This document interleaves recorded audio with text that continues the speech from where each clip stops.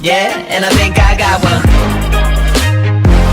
Assalamualaikum warahmatullahi wabarakatuh. Kembali lagi dengan saya Willy AI. Di sini saya akan menjelaskan tentang keamanan jaringan. Oke, langsung saja. Pertama, membuat tingkatan akses. Pembatasan dapat dilakukan sehingga memperkecil peluang penembusan oleh pemakai yang tak diotorisasi. Misalnya, pembuatan login. Login hanya diperbolehkan pada terminal tertentu, hanya ada waktu dan hari tertentu. Pembatasan dengan callback login dapat dilakukan siapapun bila telah sukses login. Sistem segera memutuskan koneksi dan memanggil nomor telepon yang telah disepakati. Penyusup tidak dapat menghubungi lewat sembarang saluran telepon, tapi hanya pada saluran telepon tertentu. Terus pembatasan jumlah usaha login. Pertama, login dibatasi sampai 3 kali dan segera dikunci dan diberitahu ke administrator. Kedua, semua login direkam dan sistem operasi melaporkan informasi-informasi berikut. Waktu, yaitu waktu pemakai login. Kedua, terminal, yaitu terminal di mana pemakai login. Lalu tingkat akses yang diizinkan, read, write, execute, all. Terus mekanisme kendali akses. Masalah identifikasi pemakai ketika login tersebut. Autentifikasi pemakai, user authentication. Kebanyakan metode autentifikasinya didasarkan pada 3 cara, yaitu yang pertama, sesuatu yang diketahui pemakai, misalnya password, kombinasi kunci, nama kecil ibu mertua, dan sebagainya. Yang kedua, sesuatu yang dimiliki pemakai, misalnya badge, kartu identitas, kunci, dan sebagainya. Yang ketiga, sesuatu mengenai ciri pemakai, misalnya sidik jari, sidik suara, foto, tanda tangan. Secara teknis, 1. Penerapan firewall. Istilah pada penerapan firewall. Host, suatu sistem komputer yang terhubung pada suatu network. Kedua, bastion host, sistem komputer yang harus memiliki tingkat sekuritas yang tinggi karena sistem ini rawan sekali terhadap serangan hacker dan cracker karena biasanya mesin ini diekspos ke network luar internet dan merupakan titik kontak utama pada user dari internal network.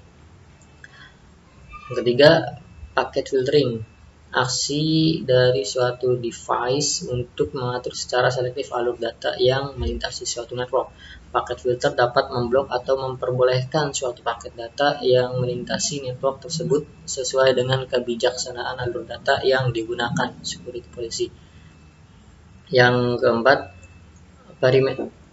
perimeter network, suatu network tambahan yang terdapat di antara network yang dilindungi dengan network eksternal untuk menyediakan layer tambahan dari suatu sistem security. Perimeter network juga sering disebut dengan DNS, Demilitarization Zone. Rumus keuntungan firewall. Yang pertama, firewall merupakan fokus dari segala keputusan sekuritas. Hal ini disebabkan karena firewall merupakan satu titik tempat keluar masuk traffic internet pada suatu jaringan. Yang kedua, firewall dapat menerapkan suatu kebijaksanaan sekuritas. Banyak sekali servis-servis yang digunakan di internet. Tidak semua servis tersebut aman digunakan. Oleh karenanya, firewall dapat berfungsi sebagai penjaga untuk mengawasi servis-servis mana yang dapat digunakan untuk menuju dan meninggalkan suatu network. Yang ketiga, firewall dapat mencatat segala aktivitas yang berkaitan dengan alur data secara efisien. Secara trafik yang melalui firewall dapat diamati dan dicatat segala aktivitas yang berkenaan dengan alur data tersebut. Dengan demikian, network administrator dapat segera mengetahui jika terdapat aktivitas-aktivitas yang berusaha untuk menyerang internal network mereka. Terus yang keempat, firewall dapat digunakan untuk membatasi penggunaan sumber daya informasi. Mesin yang menggunakan firewall merupakan mesin yang terhubung pada beberapa network yang berbeda, sehingga kita dapat membatasi network mana saja yang dapat mengakses suatu device yang terdapat pada network lainnya. Kelemahan firewall. Yang pertama, firewall tidak dapat melindungi network dari serangan koneksi yang tidak melewatinya. Terdapat pintu lain menuju network tersebut.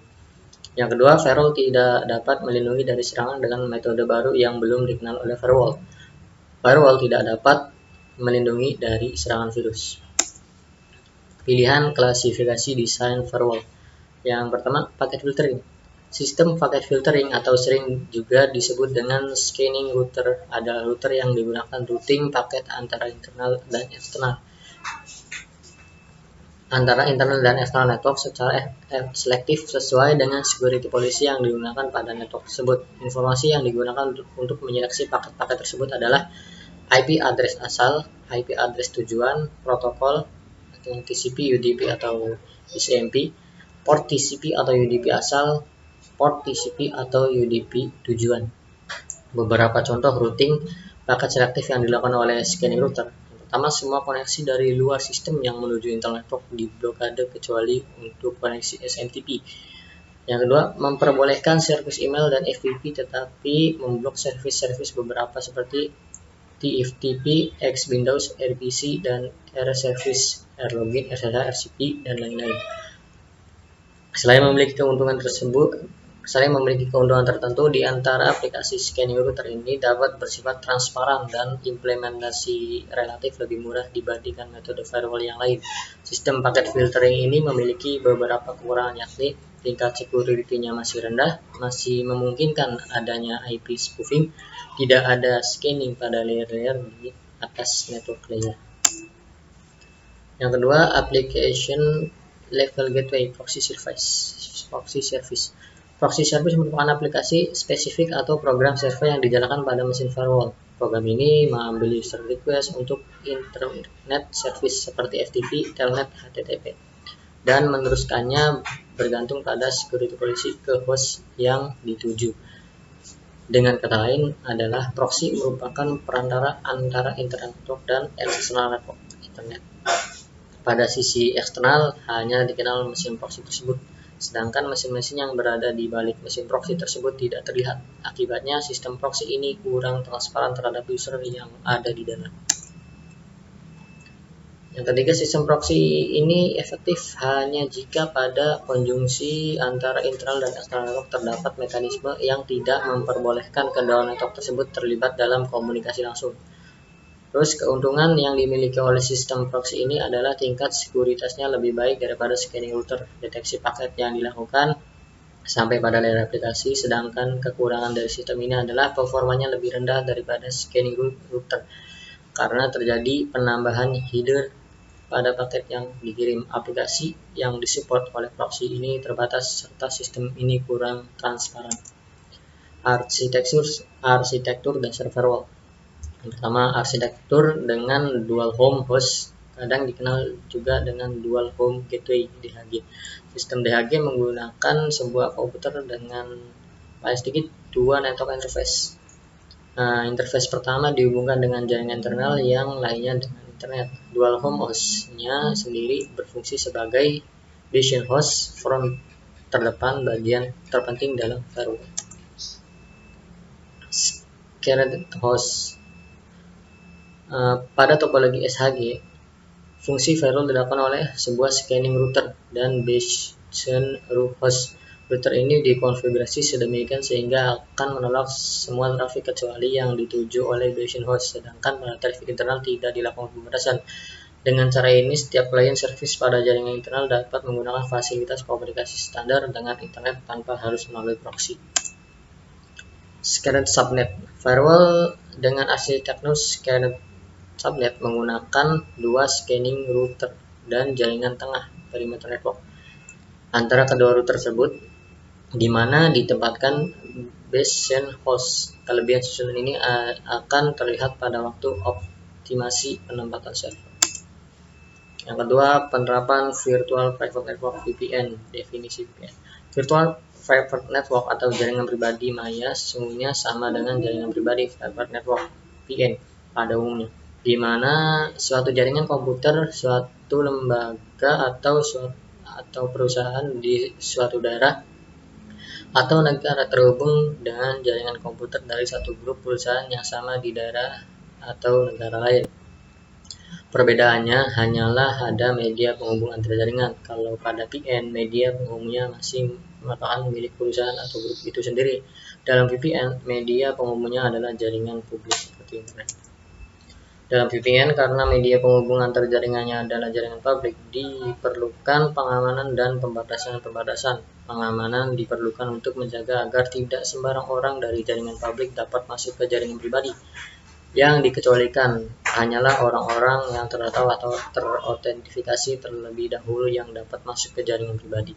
Pembatasan diperlukan untuk menjaga agar tidak semua orang atau user dari jaringan pribadi dapat mengakses jaringan publik internet.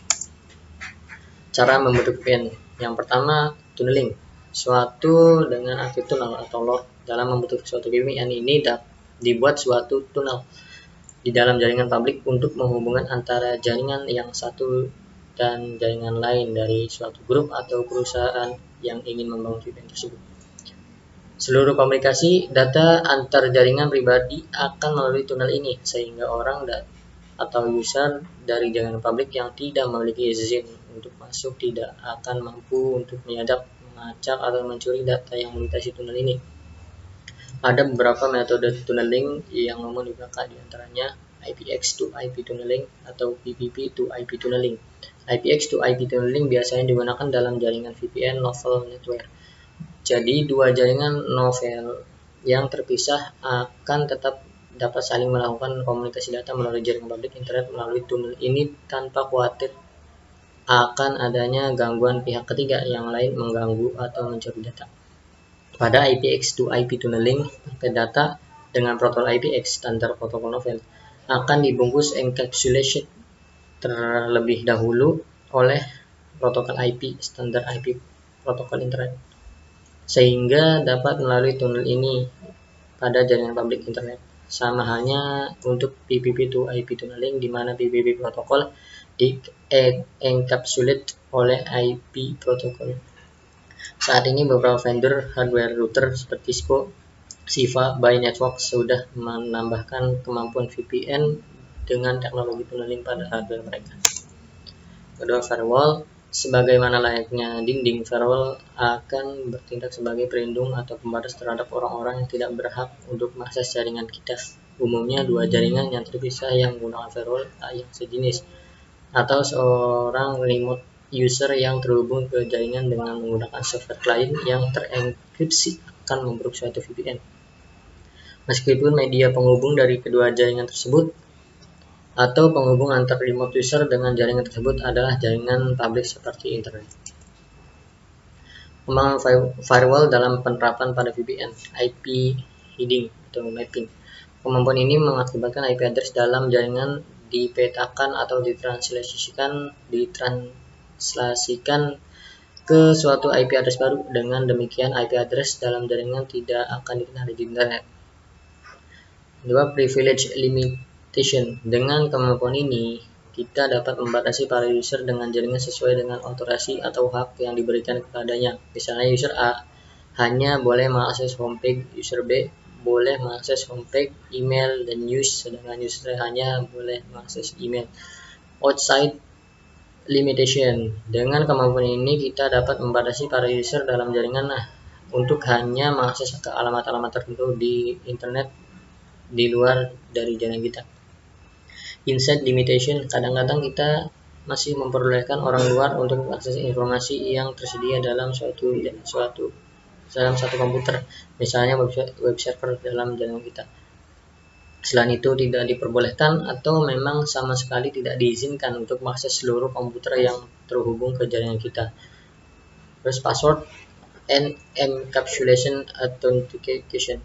Beberapa user di luar jaringan memang diizinkan untuk mendapatkan ke jaringan kita untuk mengakses data dan sebagainya, dengan terlebih dahulu harus memasukkan password khusus yang sudah terenkripsi. Oke, mungkin sekian penjelasan dari saya tentang keamanan jaringan. Kurang lebihnya mohon maaf. Assalamualaikum warahmatullahi wabarakatuh.